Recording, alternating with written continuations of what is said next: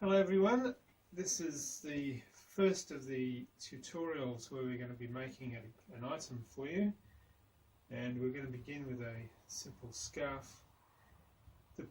We're not going to show you the laying up of the scarf. It's really all about the rolling machine, the settings we put on the roller, why we choose different settings, and if there are any issues as we go, how we overcome them, and we'll just do it live as it happens.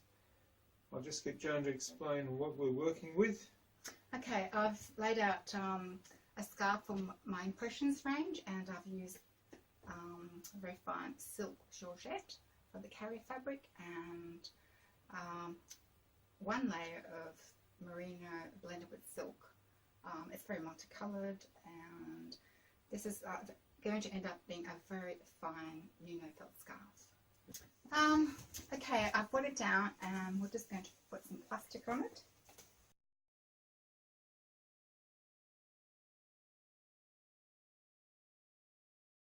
I'm just flattening down the plastic.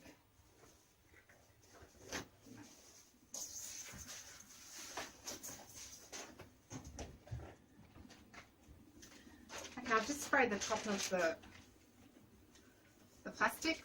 I'm just going to give it a little bit of a rub down. I don't like to over wet the surface.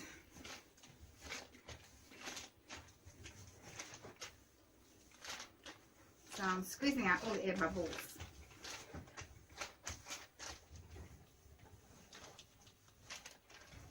Alright, we can take it up now. Gosh. We're going to flip it over so that the wool will be on the outside of the drive roller and will come into contact with outer rollers when it's in the cradle of the gentle roller.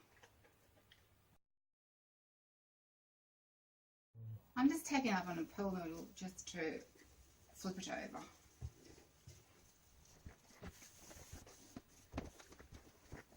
Yep. I'm just going to wet the plastic just to make it a little bit slippery.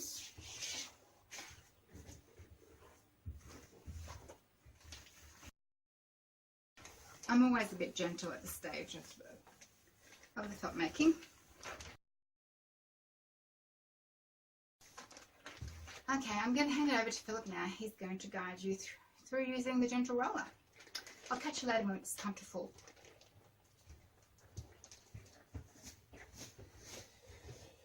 Okay, we're going to be using the 1100 machine. It's big enough for these smaller items, and I'm going to be taking the roll up from one end, so I'm going to disappear out of camera shot as Joan kept doing.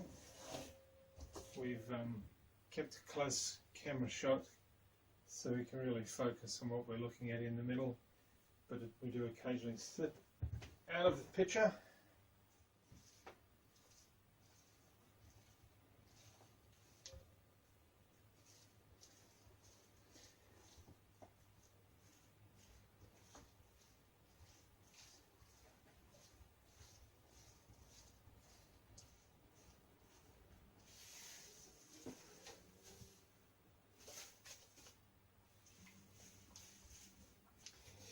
Alright, a couple of useful hints. The thinner your material is, the easier you'll find it is to take it up. You won't have to do much adjustment.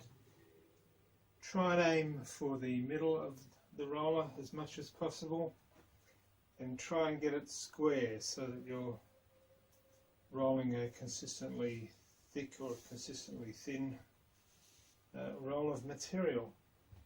Now, I had a little bit of leftover plastic, but I'm going to do my usual trick of using a small piece of plastic, it's down so carefully. A small piece of plastic that's probably a little bit short, but it'll do. And I'm wrapping that around, and it just protects the bundle and stops it coming undone. Or I should say, it stops the plastic catching on the idle rollers. Now when you're using thin felt, as this is, a rubber band is all you need to hold the felt onto the roller, and when we come to doing thicker garments later on, I'll show you these very handy Velcro elastic ties that we can roll around and clip into place, and they're velcroed all the way around, so you can make it as small or as large as you wish, but they're handy if you've got heavier material. I'm going to put it on the roller, the hex end, as Joan says, to the left. always start with the hex end on the left, because then when you turn around it goes straight into the machine. There's a pin on this end, just drops in the slot, and make sure you lock it. If you don't lock it, it will fall off the drive roller. The drive roller will fall off. The drive roller will fall off, not the felt will fall off. The idle rollers I'm putting on the first tooth, which is the usual location for most items, and I'm going to come and relocate the camera so that you can see the control panel and see exactly what I'm doing there. I'm sure you've all watched the instructional video on how to use the control panel. So we're going to be felting. We're going to be doing a new item. We have our default settings. I'm going to change the forward setting to 3 and reverse setting to 3, and I'll explain that when we do a long shot. We'll turn it on, and I'm just looking at the bundle. It's rolling quite smoothly, so I'm going to take the speed up to 75.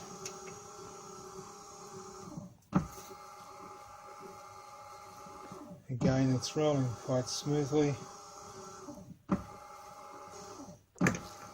and it's behaving very normally, so I'll take it up to 100% speed.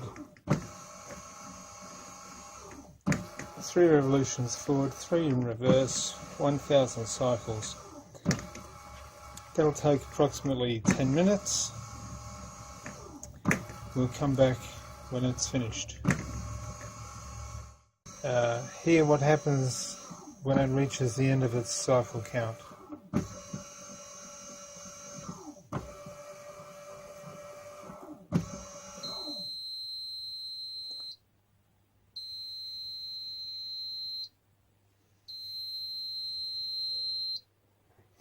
You hear that little beep, that's just to warn you that the roller's finished its cycle.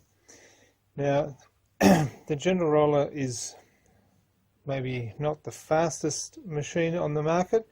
It doesn't claim to be, it claims to be a gentle roller.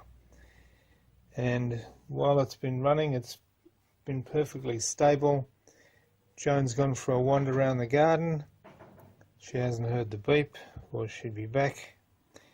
And we're going to continue. Initially I was going to take it off at 1000 cycles, but I've decided that I'm going to take it up all the way to another 2000 cycles, and I'm going to do, it's done 1000, I'm putting it on a 2000 cycle run, and we're going to let it run for 3000 cycles. Now I know that this material and how it will behave, it is very slow to felt because there's a minimum amount of wool, and 3000 cycles from one end will not be too much, so we're going to run 3000 cycles before we take it off the roller. So I'll just press start stop, and we'll come back when the cycle count is nearly finished. We're nearly coming to the end of our total of 3,000 cycles, and I just want to apologise. Some of the early video, there's my buzzer, some of the early video had shadow movements. I can't do much about that because of the lighting in our studio shed, but we've done 3,000. We're going to take it off and I'll just explain a couple of things to you as we unroll it, and we're going to have a look at one end. Okay, I'm going to take it off the roller. I'll just lower one of the idle rollers, unlock, take it out.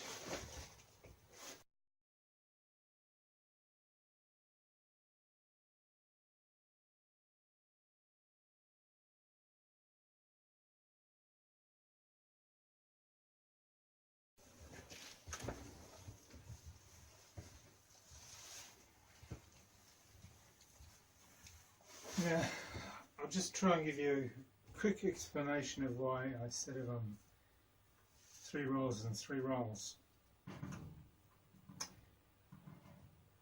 When we're doing Nuno, we don't want the wool to felt too quickly. If the wool felts quickly, it won't have enough opportunity to penetrate the carrier fabric. When the roller is on 3 rolls, it's rolling forward 3 cycles and backwards 3 cycles. When it's on 1 roll, it's going 1 cycle forward, 1 cycle backwards. So 1 roll is a much more energetic action than 3 rolls. So if we don't want the wool to felt quickly, we're better off having it on longer cycles, 3 and 3. If we want the wool to felt quickly, and we're not doing a Nuno, we're just doing a woolen scarf or woolen garment, and we want it to felt quickly, then you can set it on 1 and 1. And on the 1 and 1, it's agitating much quicker. So we've taken 3 rolls, 3,000 rolls on the roller. The end that is exposed to the idle rollers will be getting a lot of work, and we would expect that to have some impact. The end that is closer to the drive roller would not be getting as much work. So this end, which we haven't looked at yet, Joan's having a pick, but I'll put the camera up in a moment. This end of the material we'd expect to be worked more than this end. We'll have a look at that end, we'll have a look at that end, then we'll take it up on the roller with that end on the outside, so this end in the centre. So let's have a look at the material. Okay, we can see the end that's been exposed to the idle rollers. The fibres have really come through. Different colour of wool, and also it's actually very dry, so it requires a lot of water. But on the other side too, this is usually how I look at my pre-felt. It's very stretchy and the fibres aren't moving. So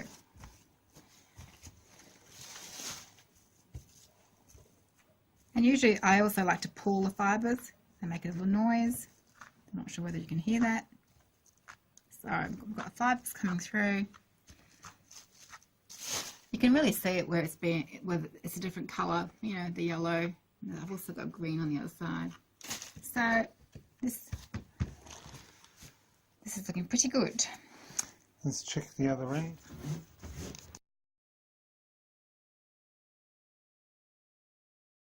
Okay, this is the end least exposed to the idle roller. I can see some fibres coming through, but compared to the other end, it hasn't really been rolled at all, and still very, very soft. And if I look at the other side, it's a bit slower. It's still very soft there. So we're just going to expose this end to the idle rollers. So we're just going to wet down the item again. Joan's just inspecting the middle, so we'll have a look at that. Yeah, I can see the fibres coming through, but not as Not as well as the end. But that's no drama, because we're just going to take it out and roll it in a different way. Okay, we've just wet down the the wool and put a bit of water on the top surface of the plastic to just help it ease its way around. This end of the material was exposed. That was on the outside of the roller previously and exposed to the idle rollers. So I'm going to begin it by taking this end up first.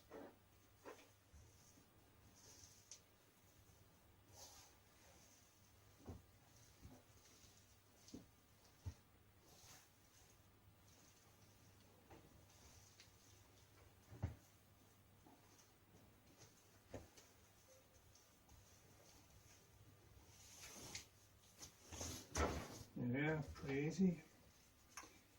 And there's no trick to it. It's easy enough to remember. I started at that end when I unrolled it.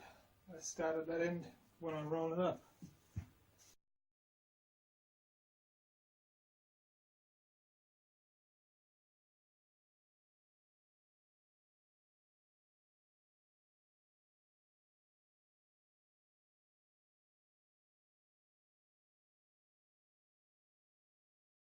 Lock the end.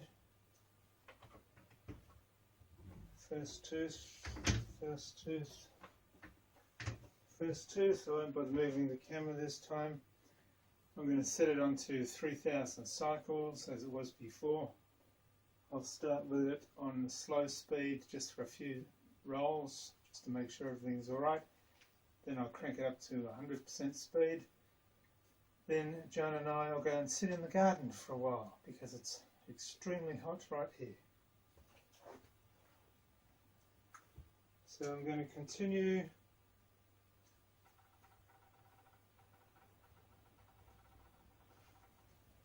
"3,000 cycles, 3 and 3, just take the speed down a little, turn it on.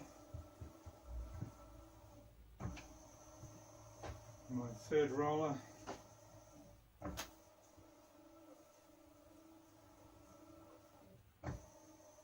Speed it up a little bit.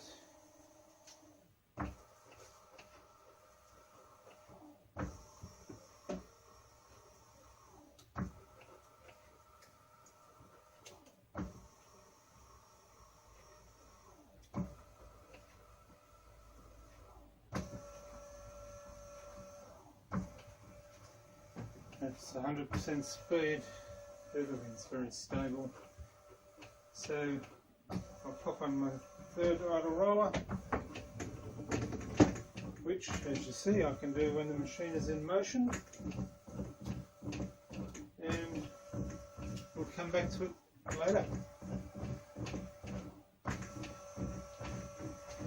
Okay, the 3000 cycles is just completed. It's just done 3 at each end.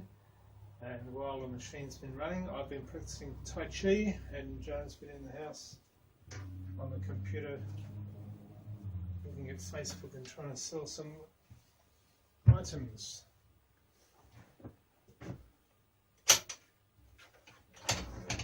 So we've been very productive. What I'm expecting is that the end we saw before was felted quite well. We've now turned it around and we should find that the opposite end has felted quite well,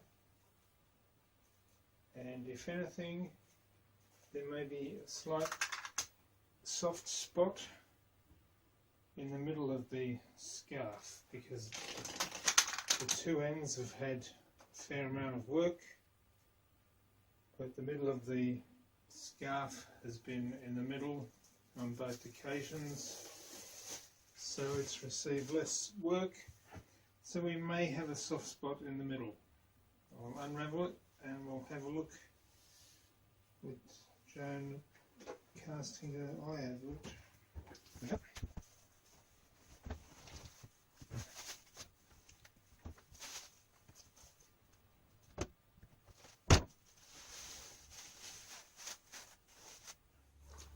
Yep. came off the roller a little bit distorted, sort of pulled, but I can just sort of stretch that out. That's fine. It's just pulling because it's actually felted quite well. See all the fibres come through. Got a bit of silk there. That's the white bit. Again, it's come off the roller and it's very dry. So as we go towards the centre, it becomes less felted. Although I can see the fibres coming through, it's not as well done as the end. Okay, so the way it's been on the roller from each end exposed, we've got two ends quite well done.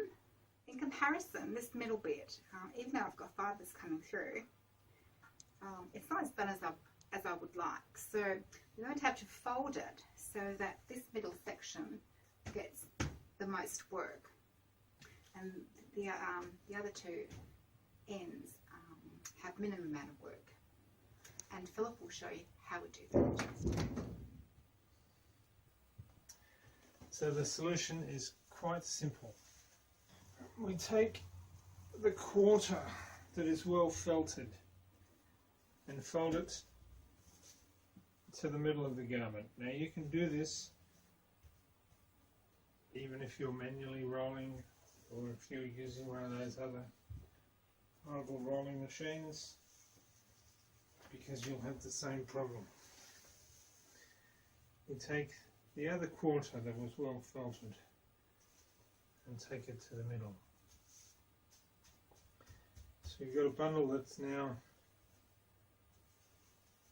half as long as it was before.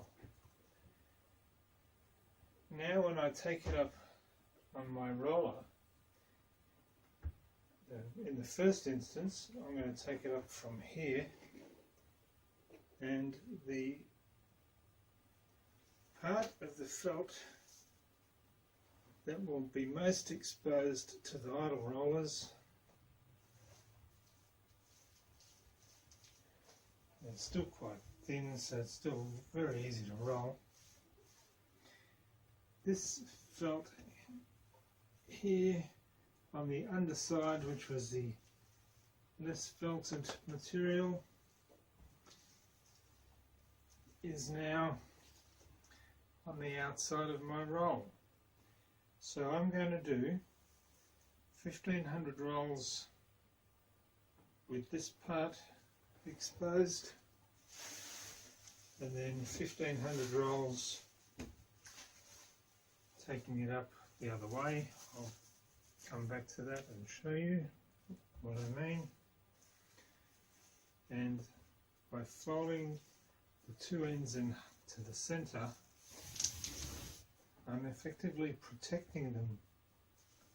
They'll still get some work, but I'm protecting them from too much work,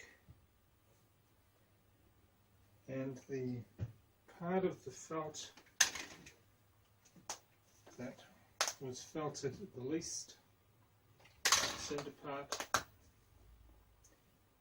is now more exposed to the idle rollers, and it's going to get a greater amount of work. So drop it in there, lock it, I'm on 111, continue 1000 cycles, take it up to 1500, half of what we did before, turn it on,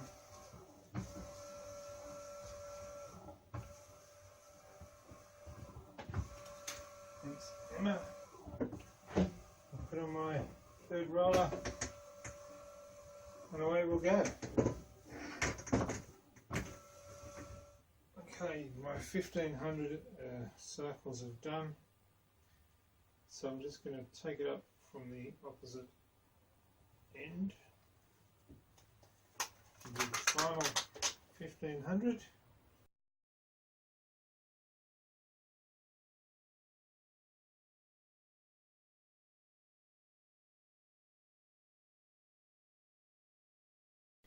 Alright, so this end which was exposed to the idle rollers is now You should put it on the other side.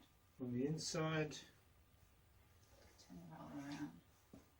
Alright, turn the roller around so the things on my left. And this end, which was tucked away in the middle, is now the exposed end.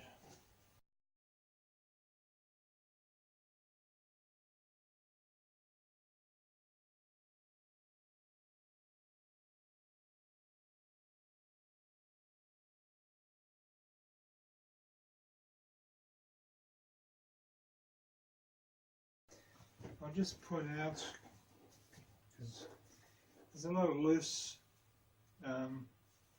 plastic here. It can interfere with your rollers and get a bit messy, so it only takes a rubber band just to hold down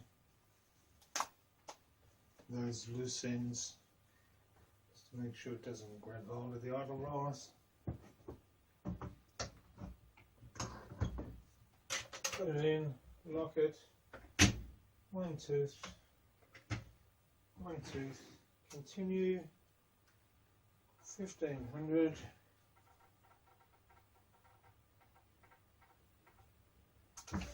go. The next time we look at it, it should be finished. Pre-felt. The next time we look at it, it should be finished pre-felt. And all we need to do is full it, and we've got a new scarf.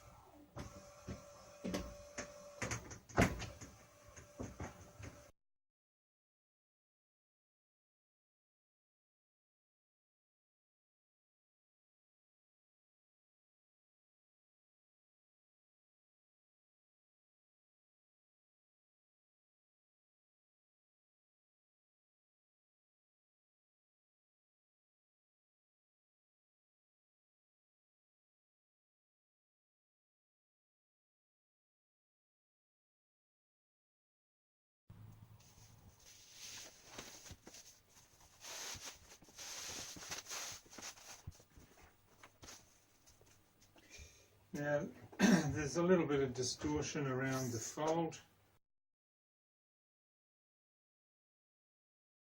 Nothing to be over perturbed about. You can massage it out, rub it out, stretch it out.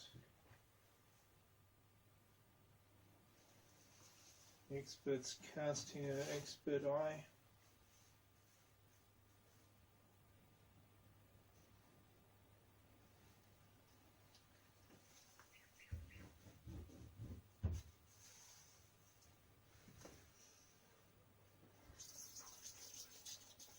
I can do a bit of rolling here. Alright.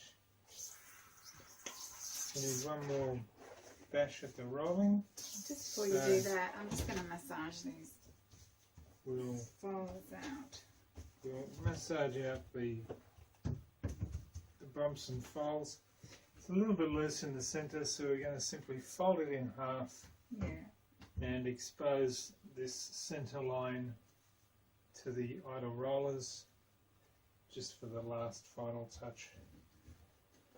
It's well felted on the ends, it's well felted for the first part of the middle, and a little bit soft in the very centre part. It's probably because I'm very thin with laying and it has got much wool to actually grab or push through the fabric, and also it's got about 40% silk in the merino silk blends, and the silk doesn't have a lot of barbs to actually Silk has no barbs. silk has no barbs to actually to mat. So in any case, we'll just pop it on for another, I reckon about 1,000 will do, and I'll just massage.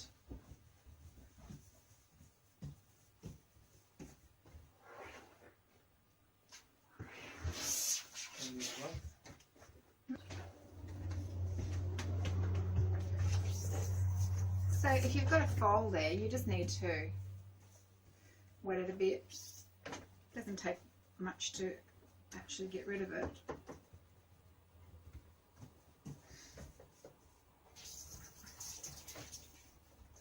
Okay, so we're just going to do it in half and just focus on this area. There are a lot of fibres through, but I like to have my pieces even as possible. So we'll just do this a little bit here.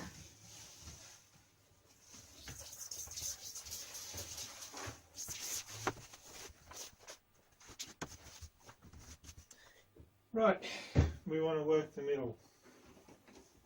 Easily done.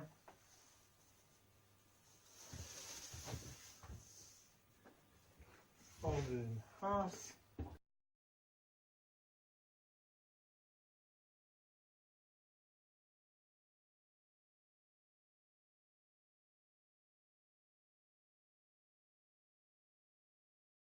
I'm just going to take it up from this end.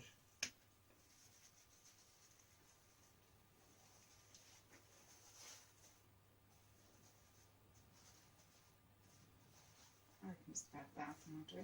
Oh. Yeah, I think 1,000 will do. As you say, there's a lot of fibre coming through. It's just not quite as melted as the rest of it is, so we're just trying to even it up.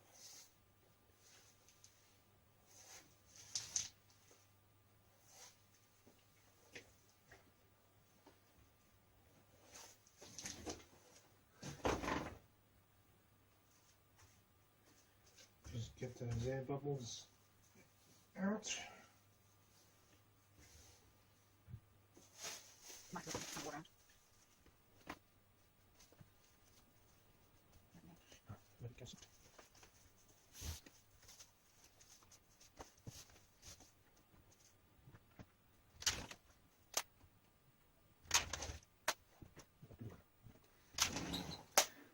Okay, this should be the last cycle. Block the end. First tooth. Continue 1,000 cycles.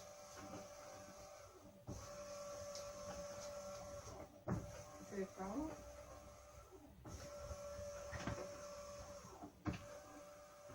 Third roller. Some of you may have noticed my third roller rattles a bit. It's because this one's got a metal tip, it's supposed to be plastic. And the plastic doesn't rattle. Alright, we're nearly finished. We are finished.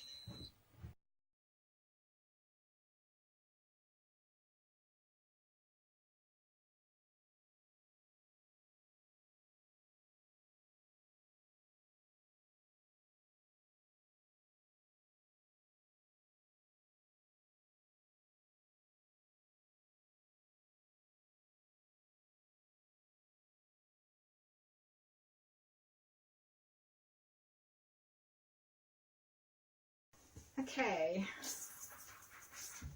I'm much happier. Just a little bit of soap, wet hands, and see how easy it is to get rid of that line that was there. So, just going to wet it all down. And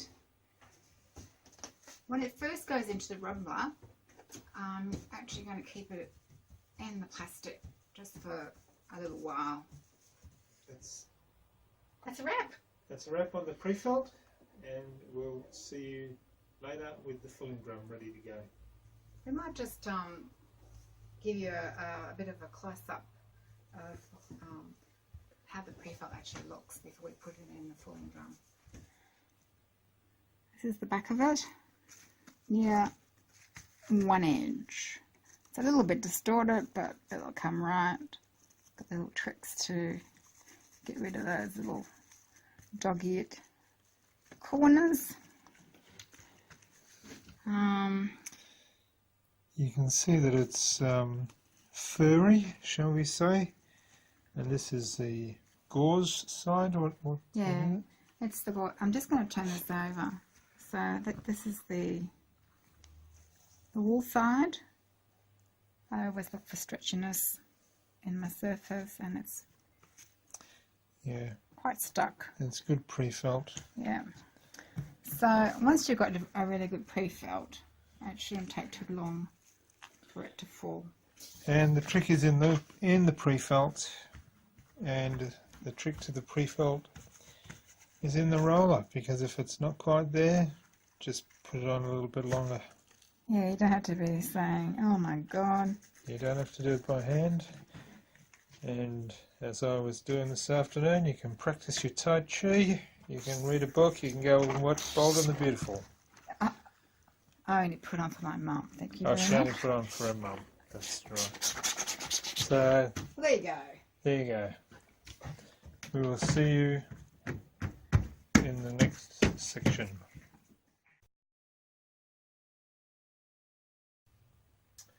Alright, we're ready to do the fulling process now. We've got our fulling drum in, and your fulling drum will not look like this one. It's going to look much better. And Joni's wet down the scarf so it's moist, it's still within the plastic. I'll let Joan put in the fulling drum for you. Okay, I usually just concertina it like so.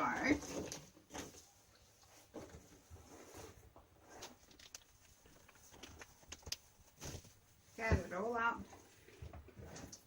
You see it's dripping with water.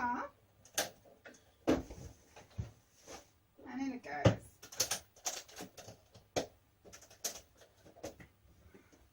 Okay, so speed. The default is at 50% speed and 500 cycles, so I'll just leave it there.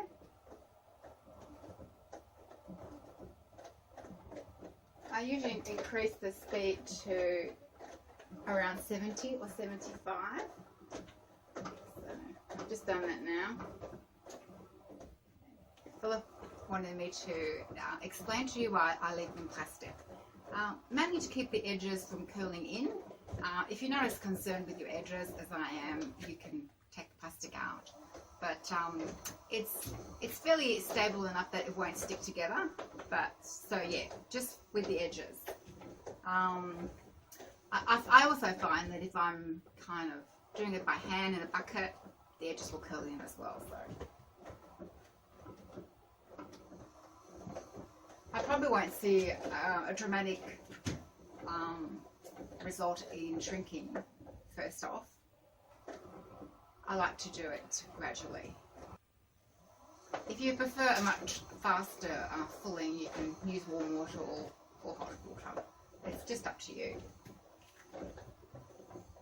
Okay, it's on 150. I've pressed stop. I'm just going to check it for tangling.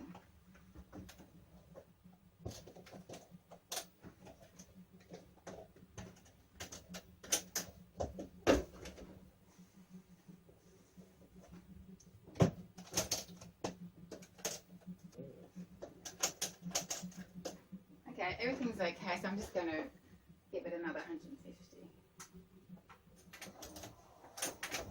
Do you want to tell the camera what to do? Okay, it's just reached 300 rumbles, so I'm going to turn it off and have a look at it.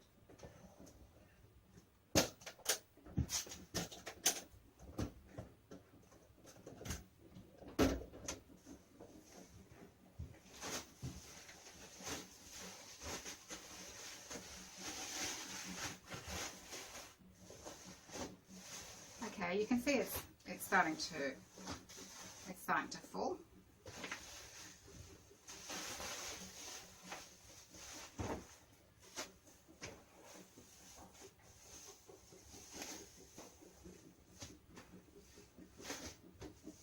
Usually when I'm working, I like to keep it on plastic just to give it a bit of support. So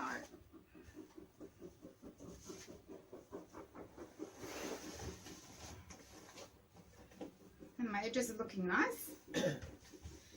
I'll grab a close up when you're ready. Yeah. I'll just show you, see how as we go through the rumbling. But our start is full.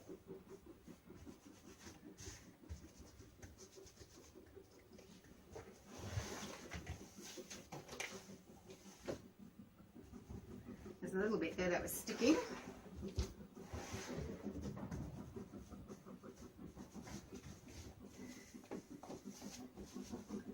Even though it's in plastic, the plastic is rather loose, so sometimes I find that it might even fall out of the plastic entirely.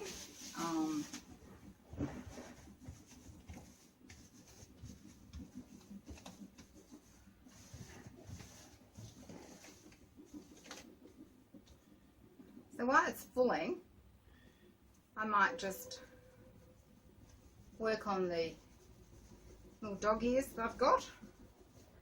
So roll those in.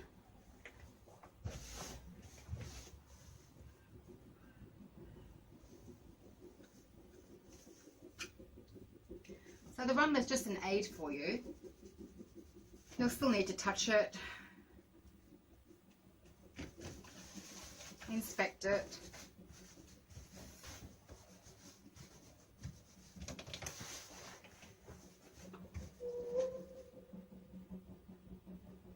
Another bit that was sticking there.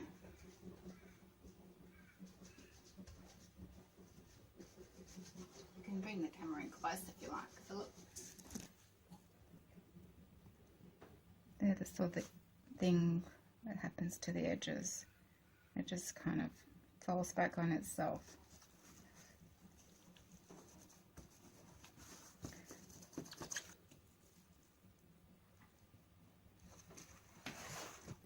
But if you're not too concerned about this, you don't have to go to all this trouble.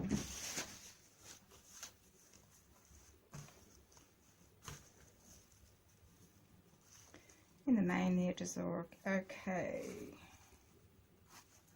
Just pull this out.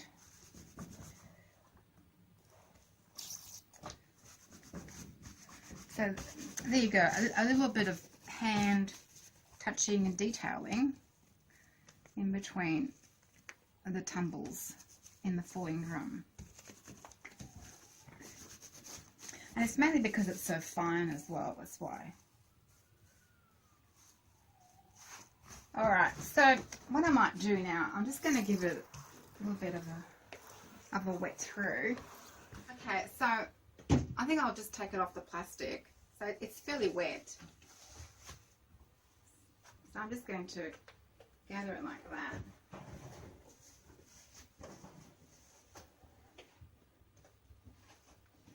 It's got a little bundle there.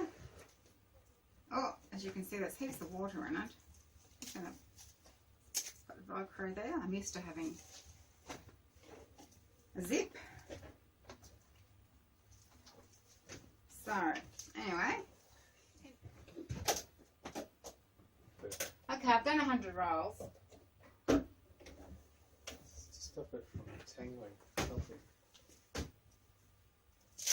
Not to tangle. Philip tells me that he doesn't think it's going to stop it from curling around the edges.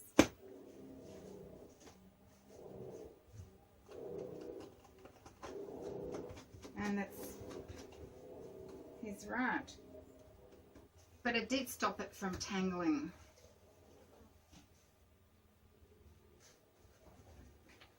But also, it's really nice to be able to touch it at some point, so I'm not too fussed with it. So here, it's just a matter now of how much you want it fooled. Okay, I'm just going to do it this way.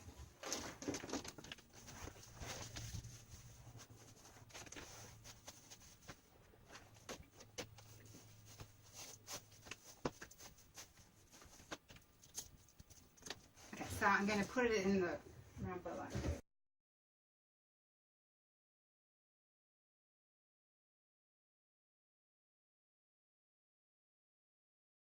Okay, so this is the last round in the rumbler.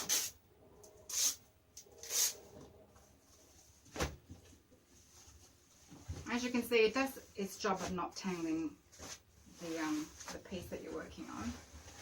So, okay.